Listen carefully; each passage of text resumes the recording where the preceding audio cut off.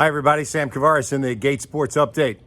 So a big win for the Jaguars, which means 94 cents on Monday, and you can get a 20-ounce Pepsi at any of your Gate stores. That's a promotion every time the Jaguars win. Again, 94 cents and a 20-ounce Pepsi.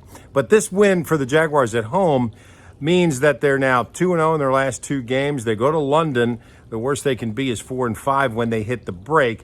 Gardner Minshew again played well. No doubt to be the Pepsi Rookie of the Week once again. They probably should rename the award this year.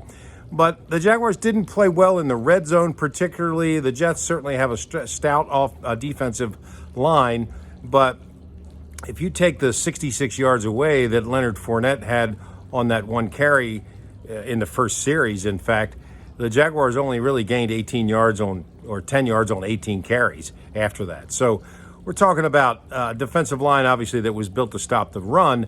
But at the same time, the Jaguars in the red zone did not perform as well as you would have hoped. Could have put this game away way earlier than they did. But a win is a win is a win, and I've always subscribed to that.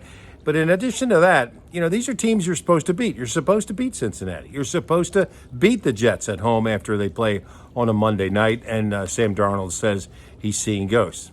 It was kind of funny that Jackson dressed up as a ghost and that they did play Ghostbusters at the stadium. All that is all part of what it's about now when it comes to playing other teams and taking advantage of their misfortunes. So certainly the Jaguars have been on the receiving end of that a lot.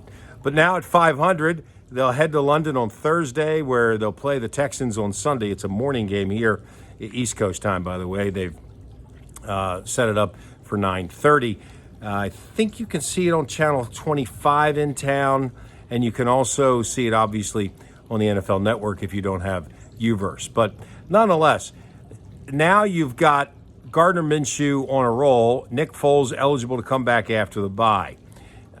Yeah, look at what the Saints did. They put Drew Brees back in the game. Now, I admit, Drew Brees is Drew Brees. He's one of the most prolific and best quarterbacks in the history of the game. Won a Super Bowl, proven winner. Nick Foles is a Super Bowl MVP. He's a proven winner as well.